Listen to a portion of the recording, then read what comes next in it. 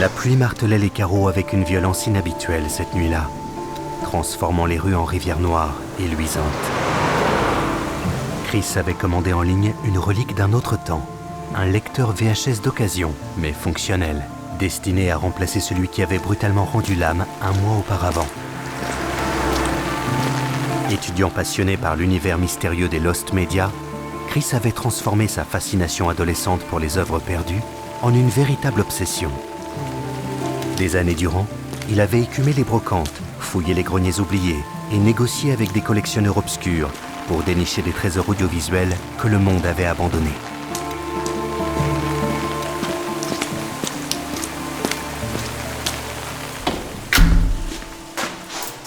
Oh la vache, quel temps. Bon, est-ce que j'ai mis mes clés?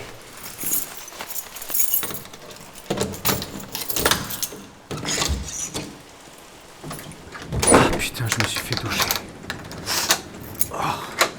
Son appartement exigu était devenu un sanctuaire pour les curieux de son entourage, qui débarquaient régulièrement pour découvrir ses dernières trouvailles. Chris s'effondra sur son canapé défoncé, les ressorts protestant sous son poids, et entreprit de déballer son acquisition avec une impatience croissante. Ce lecteur représentait bien plus qu'un simple appareil. C'était la clé qui allait déverrouiller de nouveaux mystères. Il raccorda l'appareil avec des gestes empressés, mais lorsqu'il tenta d'insérer une cassette test, le mécanisme résista. Un déclic lui confirma ce qu'il espérait secrètement. Une cassette était déjà logée dans les entrailles de la machine. Peut-être tenait-il entre ses mains un fragment d'histoire télévisuelle oubliée. Sans hésiter, il enfonça la touche play. Ok, voyons voir.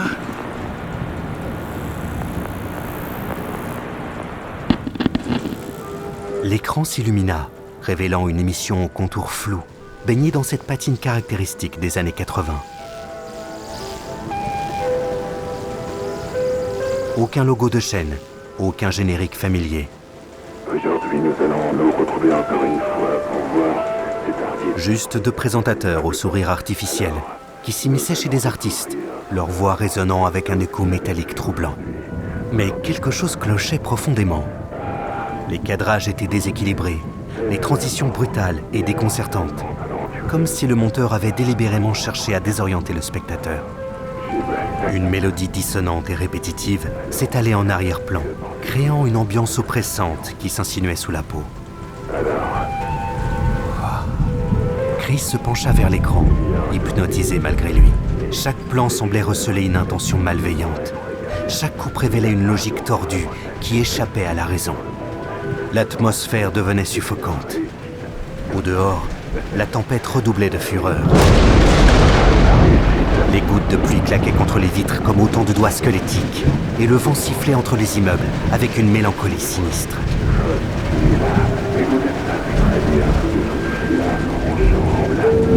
Chris se retrouvait seul, isolé du monde, prisonnier de cette œuvre démoniaque. Incapable d'arrêter la diffusion, il réalisa qu'il tenait peut-être entre ses mains le saint Graal des chasseurs de Lost Media. Cette émission défigurée par la folie pourrait faire de lui une légende dans sa communauté. Fébrile, il dégaina son smartphone.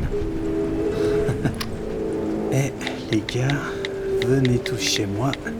J'ai récupéré une VHS incroyable. Envoyez.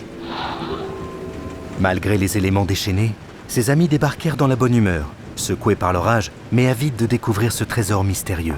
Salut! Hello! Salut Chris, ça va? Chris, j'ai ramené des pizzas, ça te va? Ouais, carrément. Je les mets au four. Chris, t'as pas une serviette s'il te plaît? Si, bien sûr. Ouais, je suis tout mouillé là, j'ai pas pris de parapluie. Oui, bah, dans la salle de bain. Ouais, merci. Alors, t'es allé en cours hier?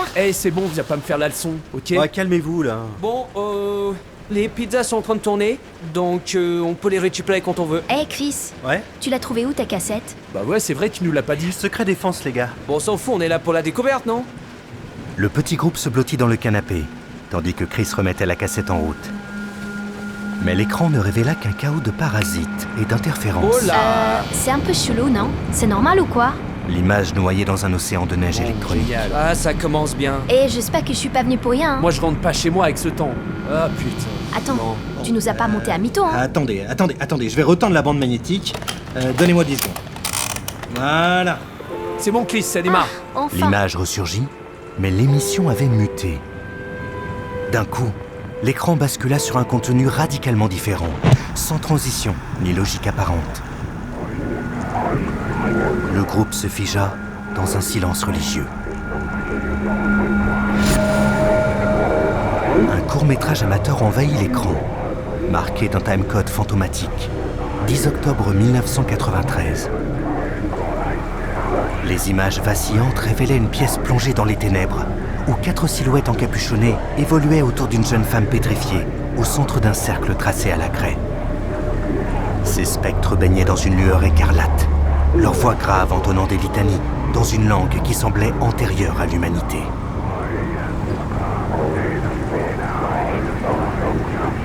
La femme demeurait immobile, son visage masqué par l'ombre, dénué de toute expression humaine. L'atmosphère suintait une malédiction, la promesse d'un événement indicible. L'image se désintégra en pixels chaotiques, avant de sombrer. Le groupe demeura silencieux, les mots coincés dans leur gorge. 15 secondes d'un silence de cathédrale, puis ses amis explosèrent de rire. C'est quoi ce truc? Hey, ciao, Chris. Ciao. À plus. Mais Chris ne riait pas. Quelque chose de primitif et de terrifiant venait de s'éveiller en lui. Les images du rituel s'étaient gravées dans sa rétine comme au fer rouge. Et la silhouette de cette femme sacrificielle le hantait déjà.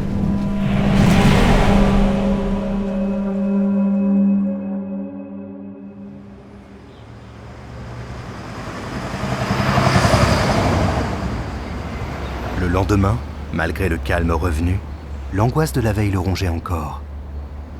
Les arbres déracinés jonchaient les rues comme des cadavres, mais cette désolation extérieure ne faisait qu'amplifier le malaise qui s'était installé en lui. Déterminé à percer le mystère, il tenta de retrouver le vendeur du magnétoscope. Mais le compte avait disparu, sans laisser de traces. Hein? C'est quoi ça? Son compte Le Bon Coin était encore valide hier. C'est alors qu'il eut une idée. Il se procura un boîtier de capture vidéo, bien décidé à immortaliser cette cassette maudite et à la diffuser sur YouTube. Les réseaux sociaux l'aideraient à identifier ses auteurs. Bon, alors comment ça marche ce truc? Voilà, c'est vieux. Mais la cassette résista à tous ses efforts. Le signal se brouillait, les fichiers étaient corrompus ou totalement illisibles. Épuisé par ses tentatives stériles, Chris laissa la bande se dérouler jusqu'à sa fin, espérant dénicher un indice dans le chaos électronique. Alors qu'il sombrait dans la somnolence, un bip strident le fit sursauter. C'est nouveau, ça? Attends, mais c'est pas possible. Sur l'écran, une adresse s'affichait en caractères blancs sur fond bleu, accompagnée d'un message. Si vous trouvez cette cassette, veuillez la retourner à l'adresse ci-dessus. Attends, purée, c'est pas vrai. Je me suis pris la tête toute la journée, alors que l'adresse du gars est sur la vidéo? Il était stupéfait. Qui avait bien pu perdre cette abomination? Et pourquoi tenait-il tant à la récupérer? L'adresse menait vers les entrailles pourries de la ville, un quartier fantôme déserté par la civilisation. Un promoteur immobilier avait rêvé de ressusciter ces ruines, mais la faillite l'avait emporté avant même le premier coup de pioche. Le bâtiment indiqué gisait à l'abandon depuis plus d'une décennie, ses fenêtres aveugles et ses portes scellées, comme autant de blessures cicatrisées. Malgré ses appréhensions, Chris nourrissait l'espoir de glaner quelques indices. Le lendemain marquait le début des vacances scolaires, le moment idéal pour cette expédition. Il proposa à ses amis de l'accompagner, mais entre les retrouvailles familiales et les obligations amoureuses, aucun ne se montra disponible. Tant mieux, pensa-t-il avec amertume. Les honneurs de la découverte seront pour lui seul.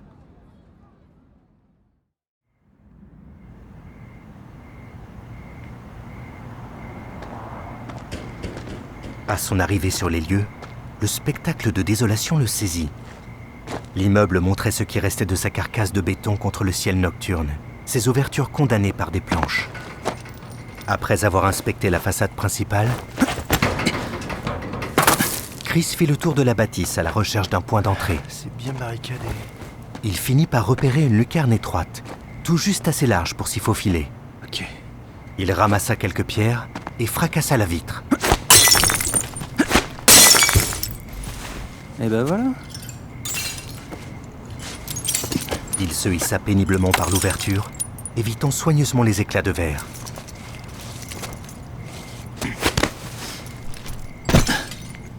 Bon, on voit rien ici. Ah, ok, mon téléphone. La lueur blafarde de son écran révéla un spectacle stupéfiant. Il se trouvait dans les allées d'un ancien vidéoclub. La poussière avait colonisé les lieux, recouvrant des étagères croulant sous le poids de milliers de boîtiers VHS vides. Wow. Mais en observant les titres de plus près, il ne connaissait pratiquement aucune de ses œuvres. Ça me dit rien du tout. C'était comme s'il avait mis la main sur le plus grand trésor des Lost Media. C'est quoi cette édition? Ces films et émissions semblaient avoir été effacés de la mémoire collective, leurs titres et leurs acteurs ne lui évoquant absolument rien. Mais ça a l'air pas mal en plus. Certains boîtiers paraissaient fraîchement mis en rayon, d'autres portaient les stigmates de décennies d'oubli.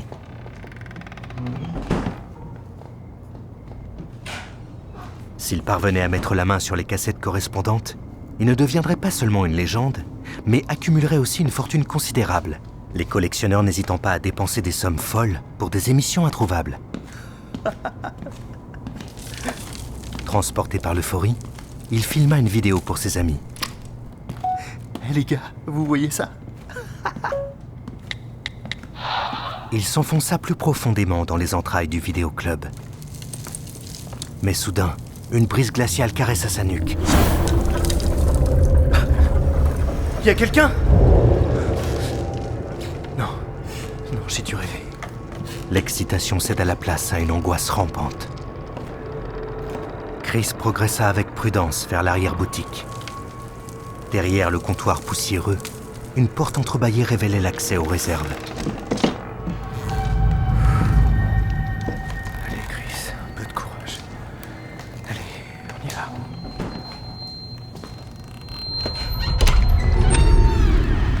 va. Un couloir s'étirait dans les ténèbres, ses parois tapissées d'étagères aux contours flous.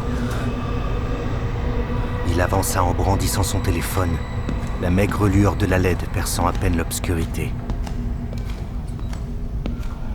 Au bout du corridor, une porte donnait sur une salle à couper le souffle. Des centaines, peut-être des milliers de cassettes VHS s'empilaient dans un ordre méticuleux sur les étagères, créant un labyrinthe de plastique noir qui semblait s'étendre à l'infini. Jackpot. Au centre, trônait un téléviseur à tube cathodique et son magnétoscope, probablement utilisé autrefois par les employés pour vérifier l'état des bandes. Cette pièce était un sanctuaire, un trésor oublié que personne dans sa communauté ne soupçonnait. Bon, alors qu'est-ce qu'il y a ici? Pourtant, malgré son enthousiasme dévorant, Chris ne parvenait pas à chasser l'impression sinistre qui émanait de ce lieu maudit. Pourquoi ces cassettes avaient-elles été abandonnées ici? Pourquoi certaines semblaient être neuves, quand d'autres paraissaient centenaires? Aucune trace de passage récent, aucun signe de vie. Bon, allez au boulot, j'ai pas envie de traîner ici. Il comprit qu'il risquait de se retrouver happé par un mystère qui dépassait sa compréhension. Chris s'approcha des étagères. Les titres sur les jaquettes étaient stupéfiants. Broken Dome, Eidolon et tant d'autres œuvres inconnues qu'il brûlait d'emporter. Ah, celui-là, j'avais vu qu'un vieux JPEG sur Internet. Mais en tendant la main vers l'une d'elles, quelque chose attira son attention. C'est quoi ce truc? Un bout de papier froissé dépassait d'une étagère, sur lequel quelques mots avaient été griffonnés d'une écriture tremblante. « Nous t'attendons. » Nous t'attendons. Qui ça, nous? C'est pour qui ce message? Un frisson glacial lui parcourut l'échine. Qui avait laissé ce message? Que lui voulait-il? Il réalisa soudain sa vulnérabilité, dans cette crypte poussiéreuse, perdue au milieu de nulle part. Il n'y avait plus une seconde à perdre. Chris attrapa une brassée de cassettes et se retourna pour fuir. Mais quelque chose l'arrêta net. Sur la télévision au centre de la pièce, une vidéo venait de commencer. C'était le même court-métrage qu'il avait visionné chez lui, mais quelque chose avait changé. Les 4 silhouettes spectrales évoluaient avec une frénésie démoniaque, leurs mouvements devenus erratiques et convulsifs. Et la femme au centre du cercle n'était plus immobile. Elle se tordait de douleur, son corps se contorsionnant selon des angles impossibles, défiant les lois de l'anatomie humaine. Le cœur de Chris menaçait d'exploser dans sa poitrine. Il devait sortir de là, immédiatement. Mais l'écran bascula sur une nouvelle image, qui lui glaça le sang. Un homme, avec un sac à dos, se tenait pétrifié au centre du cercle maudit. Et cet homme, c'était lui. Dans les ombres environnantes, 4 silhouettes commencèrent à se matérialiser, se rapprochant avec une lenteur calculée. Les murmures de l'incantation s'élevèrent, et Chris découvrit avec horreur qu'il ne pouvait plus bouger aucun muscle. Il était devenu prisonnier de son propre corps, spectateur impuissant. Il tenta de courir, de hurler, de bouger, ne serait-ce qu'un doigt. Soudain, le plancher céda dans un fracas apocalyptique. Chris chuta dans l'abîme, sa voix se brisant en hurlements stridents.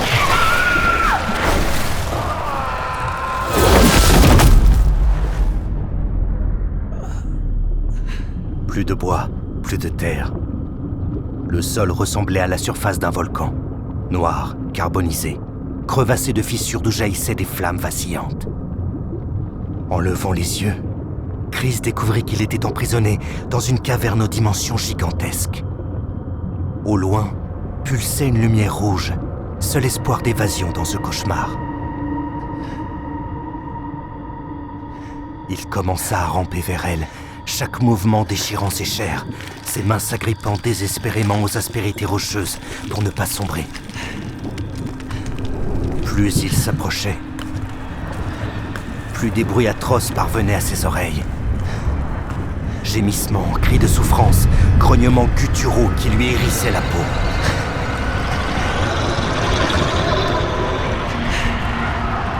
L'intensité croissante de cette cacophonie infernale menaçait de le rendre sourd.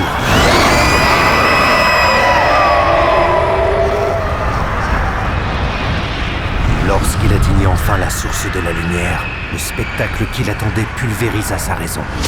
Il était au bord d'un abîme embrasé qui semblait s'enfoncer jusqu'au cœur de l'enfer. Les parois de ce gouffre grouillaient d'âmes tourmentées, leurs corps suppliciés se contorsionnant dans une danse macabre. Leur hurlement formait une symphonie de damnation qui résonnait dans l'éternité. Chris tenta de reculer, mais des bras décharnés jaillirent des ténèbres et l'agrippèrent avec une force surnaturelle. Il bascula dans l'abîme en fusion, ses cris de terreur se mêlant aux lamentations des damnés.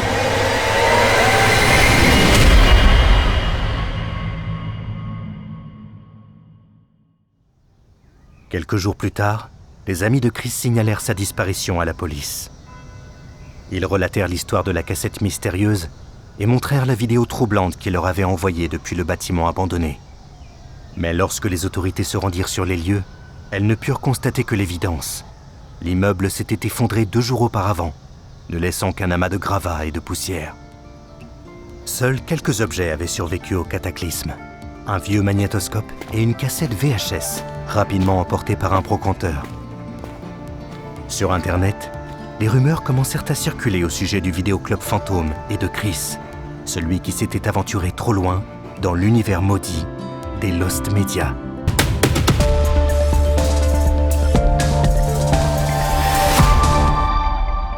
Vous en voulez plus ? Alors je vous conseille l'épisode La Tisseuse qui n'a aucun narrateur. Si vous voulez quelque chose de complètement différent, vous pouvez écouter la série Les Streamers des Dômes qui mélange cyberpunk et animé japonais, entre Gun, The Last of Us et Final Fantasy VII. Et enfin, si vous préférez quelque chose de plus contemplatif et d'horreur psychologique, écoutez l'épisode Réalité qui est en 2 parties. Ce serait sympa si vous pouviez mettre 5 étoiles et un gentil commentaire sur Spotify ou Apple Podcast. Faites un tour sur patreon.com/tellsaudio si vous pouvez vous le permettre et partagez nos épisodes simplement en allant sur lien.tellsaudio.com. À bientôt.